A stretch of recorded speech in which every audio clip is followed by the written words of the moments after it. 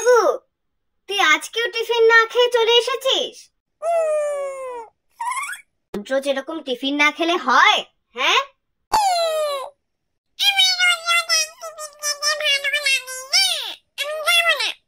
রোজ তোকে কি টিফিন দেব বলতো?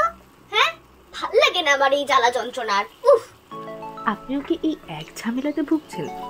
আপনার বাচ্চাকে রোজ রোজ কি নতুন টিফিন দেবেন সেই চিন্তায় রাতের ঘুম উড়ে যাচ্ছে? তাহলে এই ভিডিওটা আপনার জন্য। বনিস কিচেন থাকতে চিন্তা কিসের? আজকে নিয়ে চলে এসেছি একদম ইউনিক একটা রেসিপি।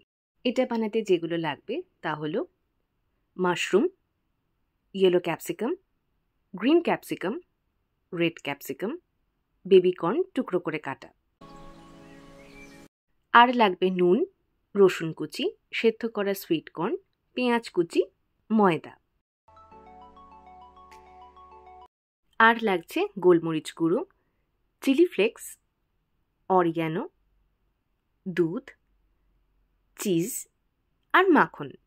এবার বোধহয় সবাই গেস করতে পেরেছেন। হ্যাঁ, আজকের রেসিপি হোয়াইট সস পাস্তা।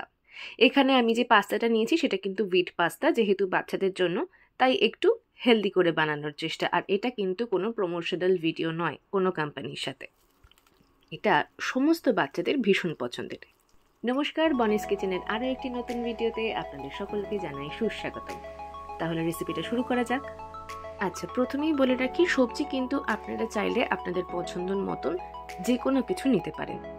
সবজিগুলোকে টুকরো করে কেটে প্রথমে একটু অলিভ অয়েলের মধ্যে হালকা ভেজে নিতে হবে, সবজিগুলো যেন একেবারে পুরোপুরি নরম না হয়ে যায়।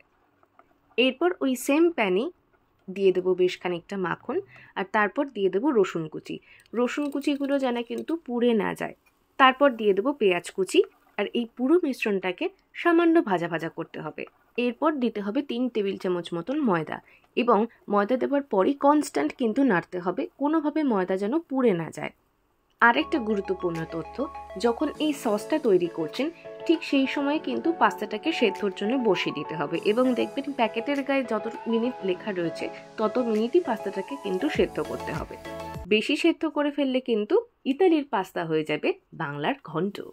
যখন দেখবেন মাখনের সাথে ময়দাটা মিশে একটা মন্ড মতন তৈরি হয়েছে এবং রঙটা সামান্য পরিবর্তন হয়েছে, অর্থাৎ কাঁচা গন্ধটা চলে গিয়েছে, তখন সামান্য পরিমাণে দুধ দিতে হবে একটু একটু করে, এবং নাড়তে থাকতে হবে।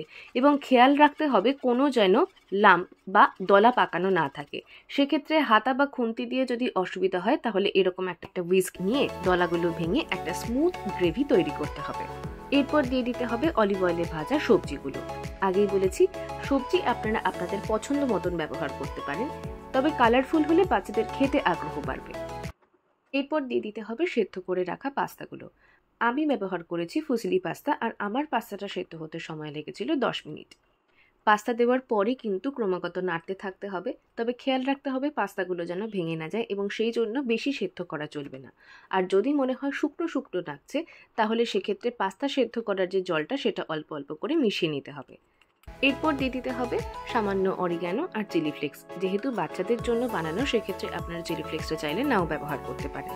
আর তারপর দ্য মোস্ট ইন্টারেস্টিং থিং, এবার দিয়ে দিতে হবে একটা চিজ কিউব গ্রেট করে, যেটা বাচ্চাদের ভীষণ পছন্দের। আজকের এই রেসিপিটি আমাদের বনিস কিচেন পরিবারের এক সদস্যের অনুরোধে বানানো, এবং আপনাদেরও যদি এরকম কোনো রেসিপি দেখতে ইচ্ছে করে তাহলে বিনা দ্বিধায় আমাদের কমেন্ট করে জানাতে পারেন। কাবেরী, এই রেসিপিটা আজকে তোমার জন্য। আমাদের ছোটবেলায় স্কুল জীবনের টিফিন টাইমের স্মৃতি বলতে গেটের সামনে ফুচকাওয়ালা কাকু দাঁড়িয়ে থাকতো, আর তার হাতের মাখা চুরমুর, আলু কাবলি, ফুচকা, আরও কত কি। আর সব থেকে আকর্ষণ ছিল নানান ধরনের আচার আর কারেন্ট নুন। আপনাদের স্কুল জীবনের টিফিন টাইমের স্মৃতি কি আমাদের কিন্তু কমেন্ট করে জানাতে পারেন।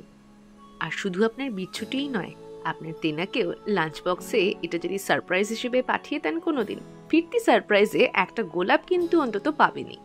ব্যাস, এবার সুন্দর করে সার্ভ করে উপর থেকে আরেকটু চিজ গ্রেট করে দিলেই রেডি হোয়াইট সস পাস্তা।